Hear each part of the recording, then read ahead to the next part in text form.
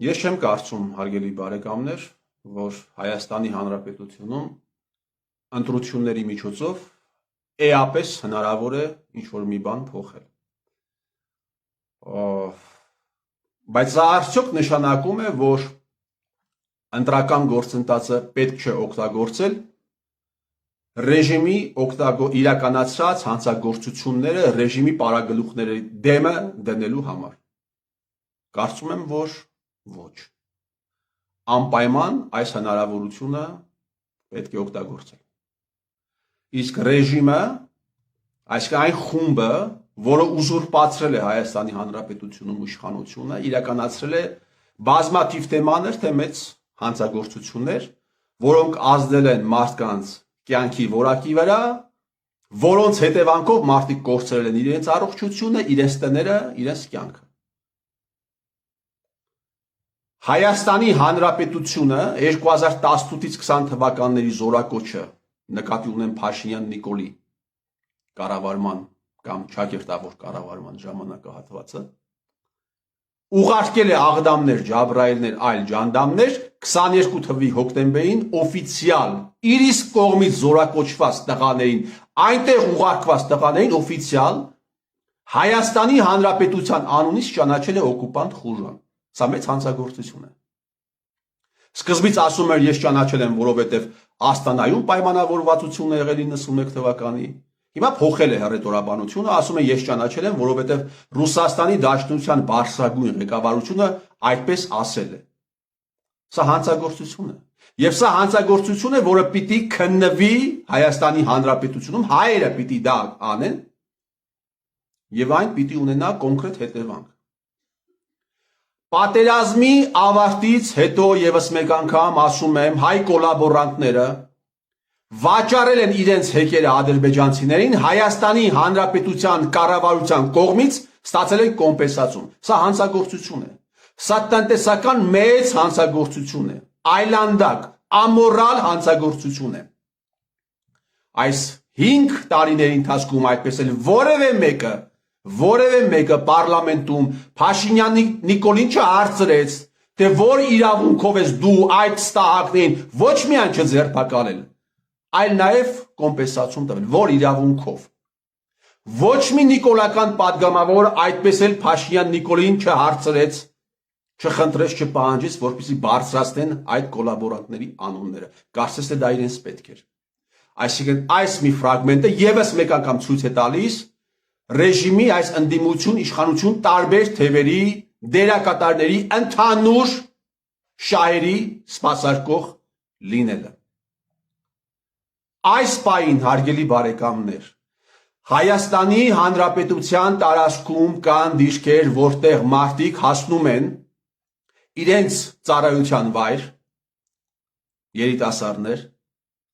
անցնելով ադրբեջանական զննության, ադրբեջանական վերահսկողության, ադրբեջանական ստորացման միջով։ Այսինքն, Երևանի քաղաքապետը, պատկերավոր ասած, շատ պատկերավոր եմ ասում, հա, բաժանել է տալիս պավեսկաներ, այդ պավեսկաները հասնում են նաև այն մարդկանց, ովքեր իրենց ծառայությունը պիտի անցկացնեն այդ վայրերում, իսկ խոսքը գնում հարյուրավոր մարդկանց մասին։ Իսկ Երևանի քաղաքապետը բանակից ազատված է։ Իսկ Երևանի քաղաքապետը պարտադիր զինվորական ծառայությունից փախած է։ Երևանի քաղաքապետի ճակատին դաջված է փսորիաս 15,000-ը։ Սա մեծ ամորալություն է կազմակերպված Հայաստանի Հանրապետության, ոչ միայն Նիկոլ Փաշինյանի, Հայաստանի Հանրապետության կողմից։ Եվ նաև ես պիտի հիշեցնեմ, որ Ավինյան Տիգրանը կամ նիկոլական խմբակցությունը Երևանի ավագանիում չունի մեծամասնություն։ Երևանի ավագանիում եւս մեկ անգամ պիտի հիշեցնեմ, որ նույնիսկ չի քննարկվել Ավինյան Տիգրանին անվստահություն հայտնելու հարցը։ Ինչպես Ավինյան Տիգրանին չի քննարկվել, այդ օրակարգ չի բերվել, այսինքն միգուցե բուֆետում քննարկվել է քաղաքապետարանի։ Այդպես էլ Փաշինյան Նիկոլին իրականացրած առերևույթ բազմաթիվ հանցագործությունների համար կամ այն հանցագործությունների համար, որի մեջ թաթախված է Փաշինյան Նիկոլը, այն առերևույթ բազմաթիվ հանցագործությունների առիթով impeachment-ի հարցը օրակարգ չի մտել։ Ես այս վերջին կապիկությունը նկատի բացարձակապես չունեմ։ Եվ այսպիսի, այս շարքը կարելի է երկար շարունակել, հարգելի բարեկամներ։ Երկար 44 օրերի ընթացքում տեղի ունեցել են բազմաթիվ հանցագործություններ,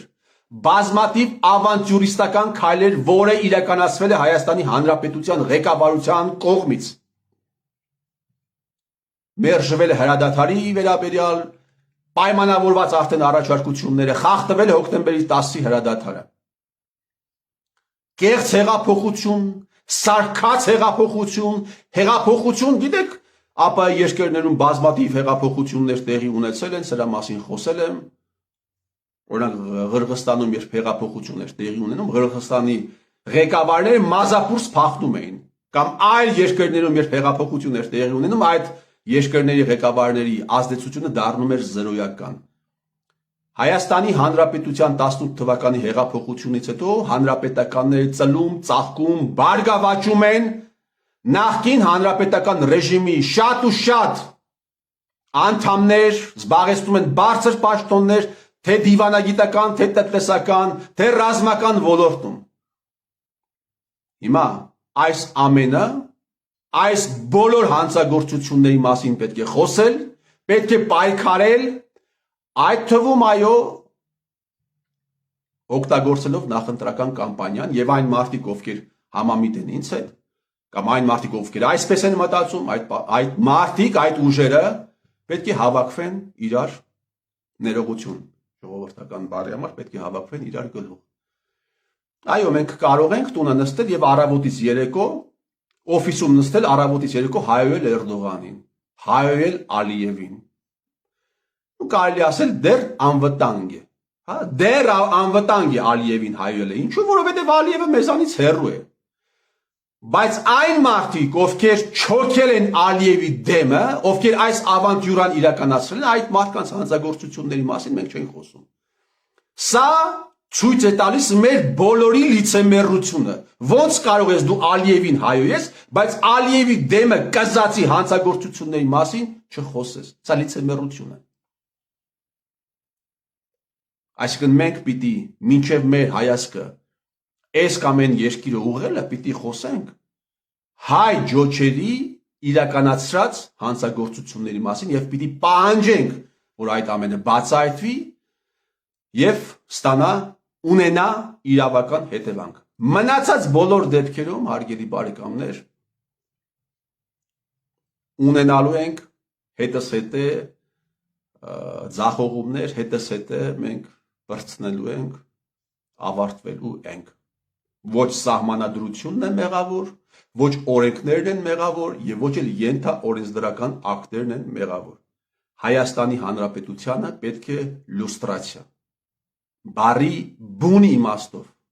Հայաստանի Հանրապետությանը պետք է ինչ է նշանակում լուստրացիա, ինքնամաքրում ապրելու համար մենք պետք է ընտրենք այս ճանապարհը։ Եվ թող Աստված օրհնի Հայաստանը։